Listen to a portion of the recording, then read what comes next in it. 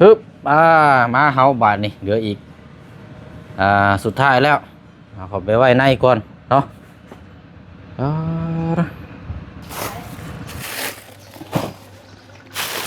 เกลือปลาแดกแกงนัวเนาะพริกจะว่าโอ้ครบมีเท่านี้แหละโค้ช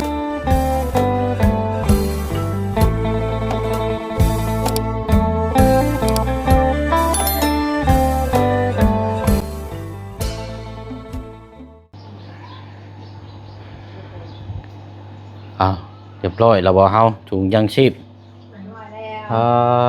ทุกพี่น้อยเนาะเดี๋ยวเช็คเบิ่งเครื่องคองก่อนเนาะแต่ละถุงนี่มีอย่างแน่เนาะถามทั้งแม่ค้าก่อนเอาถุงนึงก็ได้ต้นตำรับมี9อย่างเนาะนี่อย่างแน่เอาอย่างจะเอาผิดนี่แหละอันนี้ไม้ก่อนก็ได้สบายดีเด้อเอาเนาะดีมีแห้งน้ำกันเบิดสุขุสุคนพี่น้องเอ้ยเกลือสลักกับพริกเกลือสมัครหมักพริกเนี่ยมีหมักพริก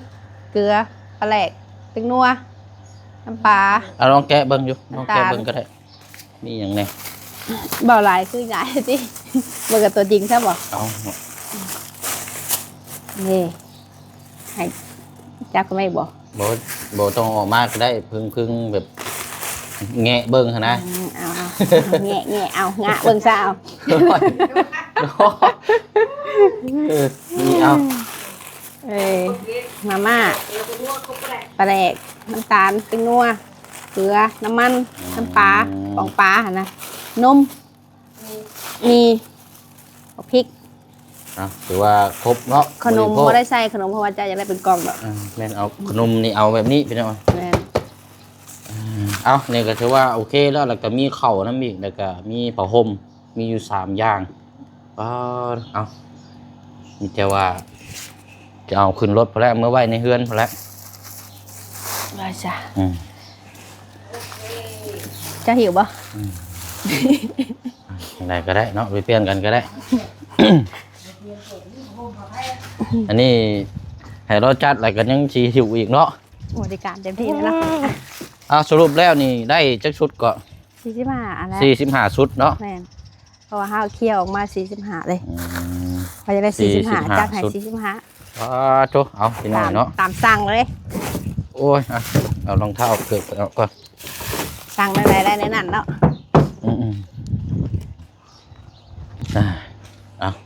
สบายดีเด้อพี่น้องเด้อเนาะบทสุขุสุคนสบายดีย่ำบ่ายจบจากนี้แล้วก็พบเจอกันคนแรกพี่น้องเนาะกันว่ามีโอกาสเพราะว่านั่นก็จะได้ถ่ายทำให้พี่น้องเบิ่งนับกันเนาะบรรยากาศเที่ยวงานมาสการพระธาตุอีกครั้งบรรยากาศยามหนาวถือว่าลมหนาวได้มื้อนี้กันเนาะเป็นมื้อแห่ต้นผึ่งได้มื้อนี้เนาะต้นผึ่งหรือว่าเป็นมื้อรวมอีกมื้อนึงคล้ายๆมือเปิดงานนั่นแหละพี่น้องมื้อนี้กันเนาะไปพอแล้วพี่น้องแห่เพิ่งแห่เทียนน้ำกันเนาะอยู่บรรทัดอีกครั้งเอาเดี๋ยวเขาขนเครื่องคองก้อนเนาะพี่น้องเนาะกับทั้งเมนูเปียวได้ชัดแจงใส่ถุงเป็นที่เรียบร้อยหลายคนใช้รถนี่แล้วก็ซิเมื่อคนเข้าไปในเฮือนอยู่เฮือนพุ่นอีกหรือว่า2ขั้นตอนเนาะ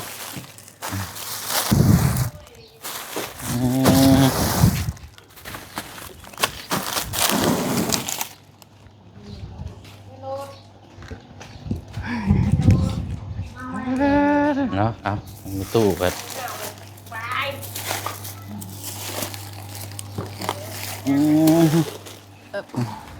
อันนี้มีจะกล้อง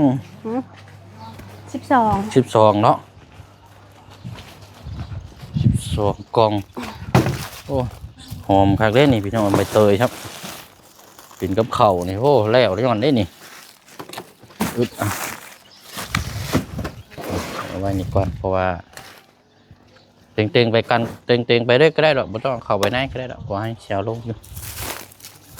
ใครอยู่ดอกมันโมเมนต์เข่าซานเพราะว่าเข่าซานนี่ย่านมันแตกมันถุงยางเข่าอันนี้ใส่กระสอบอยู่ดอก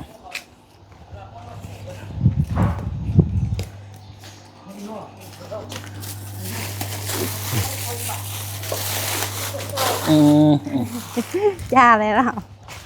อ่ะอึ๊บอึ๊บ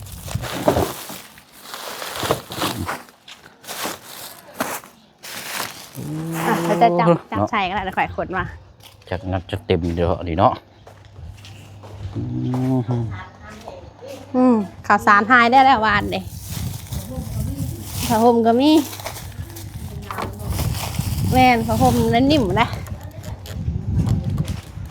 อุ่นได้ล่ะแค่นิ่มอุ่นก็ผ่ายโตให้อีก ก็มันเป็นผ่านั่นเลยอันนิ่มเลย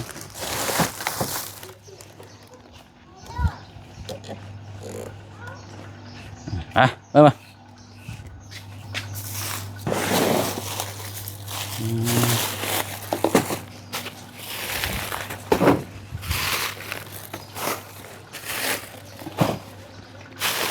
เกลือปลาแดกแกงนัวเนาะอีกจะว่าโอ้ครบมีเท่านี้นะโคเกลือเท่าไหร่สำคัญสุดคือปลาแดกเป็นนัวนี่แห ป ละ ลาแดกแกงนัวนี่แหละเนาะ เกลือ เจ้าเกลือ ว่าได้เนินมาบ้านใดนะแค่จะขาดว่าปลาแดกเป็นนัวในเพื่อนนี่แหละคำว่าขาดไม่ได้เลยทุกวัน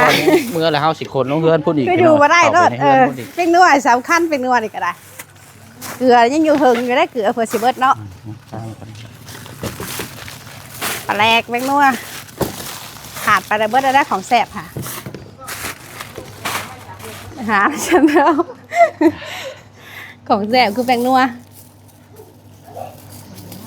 ขาดเป็นนัวก็เฮ็ดกินบ่ได้ด้วยแหละเนาะโอ้ยบ่มีแป้งนัวบ่อยากเฮ็ดแล้วบ่แช่บ่ บ่แซ่บไงเป็นนัวเลยดีใจนะแต่ละครัวเฮือนน่ะ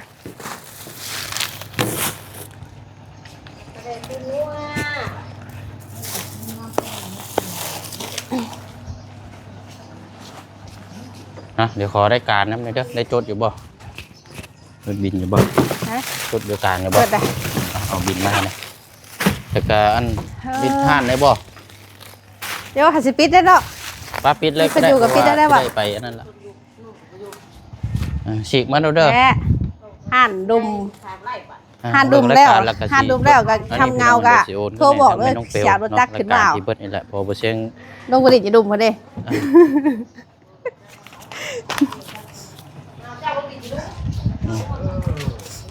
เอาไม้มาปดก็ได้ฉีกมาแล้วบิดมันก็ได้ใช่แล้วป่ะผมก็ต้องไปไหวป่ะเดี๋ยวเขา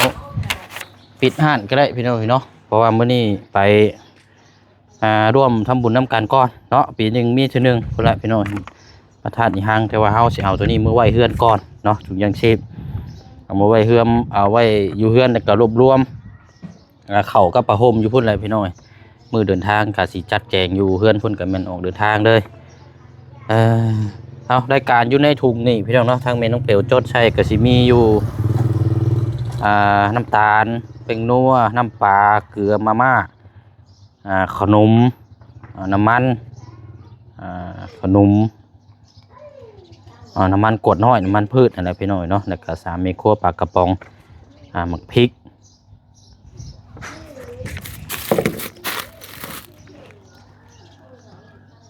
เกลือเนาะเอาเนี่ยพี่น้อยกับลายย่างได้แนวเนาะเวลาเราน่าแจกกะเอาตัวนี้ถุงนึงแล้วก็กับข้าวถุงนึงแล้วก็มีผ้าห่มน้ำเนาะผ้าห่มผืนน้อยเอาขึ้นไปรอบนี้อาจจะได้บุกตามหมู่บ้านบัดนี้พี่น้องเนาะเพราะว่าอากาศหนาวเลยนี่ก็เป็นผ้าห่มผ้าแพรเนาะพี่น้องเนาะเอาจนในกระฝากพี่น้องติดตามเบิ่งน้ำกันเลยพี่น้องเด้อเนาะที่ตามเคสของทางกระเจืองแล้วก็ทางน้องห้างน้ำเนาะเรื่องบ้านขึ้นซานแล้วก็ที่ตามเบิ่งการแจกเครื่องของเนาะแบ่งแนวทางไปน้ำบัดนี้พี่น้องเนาะเพราะว่าอากาศก็เริ่มหนาวแล้วก็เป็นสถานที่นอกสถานที่เบิ่งน้ำกันอีกเนาะพี่น้องเนาะเอาก็รวมยอดนี่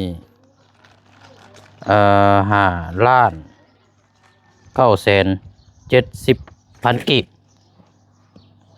เพราะว่าเพิ่มมานาบ่เชื่อให้ทางเมนูเปลวเพิ่มมันอันนี้ใส่อีกพี่น้องเพราะว่าเพิ่มในอยู่น้ำกินเพิ่มไปอีกเพราะว่าจะมันบ่พอตัวถึงเอาละพี่น้องเนาะก็ไปบัดนี้เฮาเมื่อต่อกันอยู่เพื่อนใช้แล้วหรอบ่ ไปเพราะว่าอยากฟ้าวๆเนี่ยพี่น้องเนาะจะได้ไปร่วมขบวนน้ำกันอ่ะเดี๋ยวมาต่อกันอยู่เพื่อนพี่น้องนะคนเครื่องของตัวนี้เข้าไปไว้ในพอดี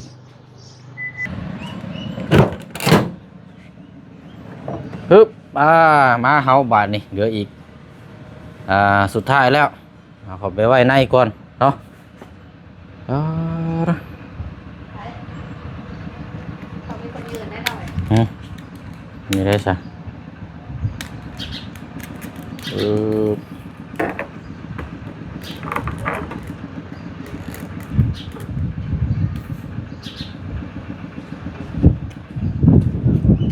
มา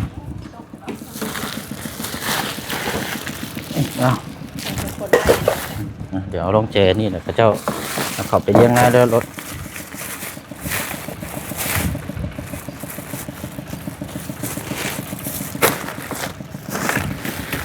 45 สุด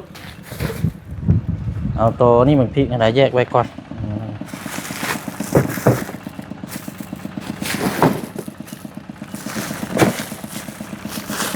ดื้อ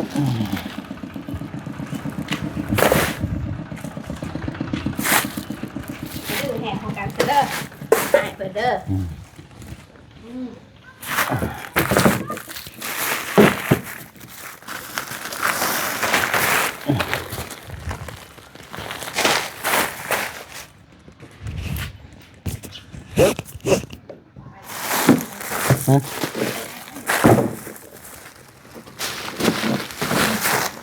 เนี่ย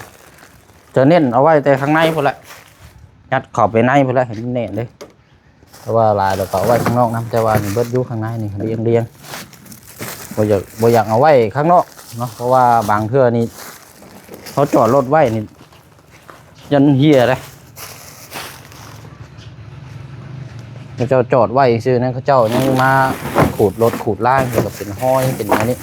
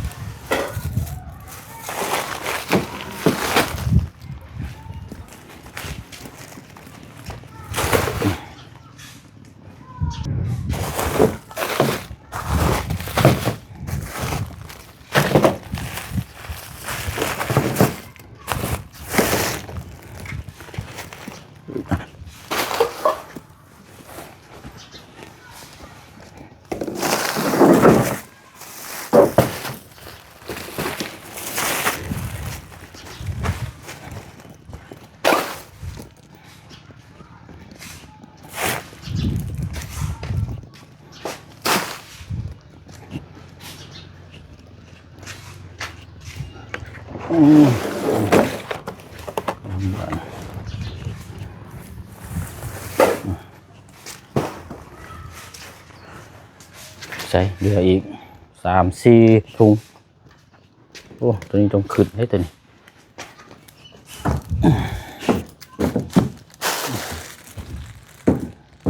ปึ๊บ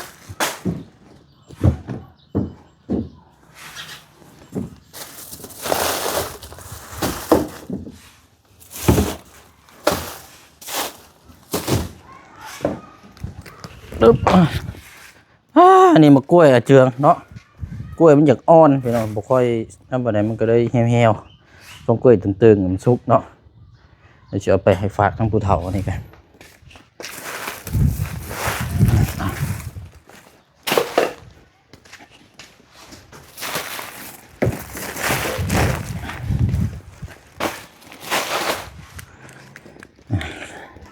ปึ๊บ เรียบร้อย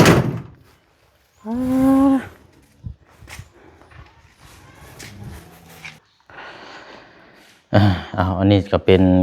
ถุงเข่าที่เขามัดไว้เมื่อวานนี้ถุงละ6 โลนี่แหละพี่น้องเนาะก็เลยถุงยังชีพอันนี้สิเป็นกล้องพิจารณาของทางอาเจืองเนาะจากทางอยู่เยอรมันเป็นเสื้อผ้าหน้าแพรหรือว่าของใส่ของซอยต่างๆอยู่ในกล้องนี่แหละพี่น้องเนาะเดี๋ยวรุ่นเบิ่งน้ำกันพวกมาทางนี้ก็จะเป็นผ้าห่มปืนพอดีย่อมเยาเนาะผ้าห่มพอใส่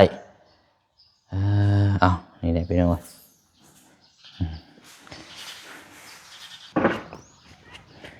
โอ้ขนวัดมือเด้อมันนี่เนาะโอ้บอกแล้วเนาะเจ้าเบิ่งข่อยในเรายังมาเทใช่นี่วะเจ้าบ้านนี่ได้เนาะโยจำเป็นแล้วอันว่าหากระเบิดซ้ายเนาะจำเจ้ากันอันนี้แห่บ่ตัวนี้กัน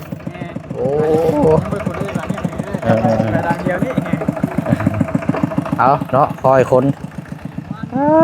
อันนี้แห่ซ้ายทั้งบ่บุญสารวัตรพี่น้องเนาะรถเราเข้าไปมาได้เมื่อวานนี่เลยพระเจ้าได้มาถอดไว้นี้เดี๋ยวพระเจ้ามาแก้เอาอีกทีนึง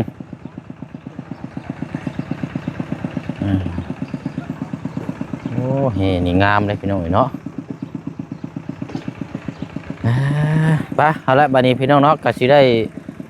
พอโตล่ำลาพ่อแม่พี่น้อง FC เฮาไปอีกคือเก่าคือเดิมเด้อเนาะห่างเหินกัน2-3 มื้อเนาะบ่ได้ลงคลิปให้พี่ให้น้องติดตามแต่ว่าเป็นอีกช่องทางนึงเนาะพี่น้องเนาะพุ่นแหละรอจากเฮาจบเวียกงานนี่ก็แม่นเดินทางบุกลุยน้ำกันอีกบัดนี้พี่น้องเนาะวันที่6ที่7แล้วก็เบิ่งน้ำกันยาวๆเลยเนาะพี่น้องเนาะเดินทางถือว่าเป็นฤดูกาลหนาวเนาะเริ่มร้อนแล้วบัดนี้พี่น้องเนาะไปอันนั้นเนาะคลิปนี้ก็มีแต่ว่าจังใดก็ฝากไว้พี่น้องติดตามผลงานแล้วก็เป็นกำลังใจคือเก่าคือเดิมด้วยพี่น้องเด้อเนาะหนึ่งมาสำคัญก็สำหรับทางพ่อน้องเปลวเนาะพี่น้องเนาะในนามต่างหน้าในนามครอบครัวหรือว่าในนามสะพานบุญเนาะพี่น้องเนาะที่พี่น้องติดตามแล้วก็ให้ความสนใจแต่ละเคสแล้วก็เป็นกำลังใจให้ตลอดมาเนาะพี่น้องเนาะหนึ่งมาสำคัญกับทางผู้ใหญ่ใจบุญเนาะที่ได้เชื่อใจวางใจให้ทางเชียงนี่เป็นสะพานบุญให้ตลอดมาเนาะพี่น้องเนาะในการคลิปนี้เนาะขอโมขอบใจขอบุญขอบคุณสาธุโมทนาบุญกับทางพ่อหงคำแต่หลายเด้อเนาะอยู่ทางต่างประเทศพี่น้องเนาะที่ได้สดซอยสมทบเนาะหรือว่าช่วยเหลือทางพี่น้องเขาเป็นถุงยังชีพเนาะก็ถือว่ามูลค่านี่หลายเนาะพี่น้องเนาะรวมเบิดแล้วก็ประมาณเกือบ10 ล้านคือเชียงได้จัดแจงจัดถุงยังชีพเพื่อจะขึ้นไปแจกจ่ายให้พี่ให้น้องเขาวันที่6แล้วก็เบิ่งน้ำขันยาวๆจะมาฮอดมาถึงนี่เนาะพี่น้องเนาะขอมุกขอบใจทางพ่อองค์คำหลายๆเด้อเนาะพร้อมครอบครัวเนาะจังไดก็ขอให้พ่อเนาะจะมีแต่สุขภาพร่างกายแข็งแรงความเจ็บไม่ได้ความไข่ยาสุมีเด้อเนาะเวียกงานการสร้างธุรกิจก็ขอให้ทางพ่อเนาะประสบความสำเร็จเวียกงานการสร้างเนาะบ่ให้คัดบ่ให้ของให้โชคให้มันให้ร่ำให้รวยตลอดปีและตลอดไปเนาะบ๊ายบายได้พี่น้องเด้อเนาะขอตัวเดินทางพลบันนี้พี่น้องไปร่วมทำบุญไปเบิ่งขบวนแห่เทียนเพิ่งก้อนบันนี้พี่น้องเนาะหรือว่า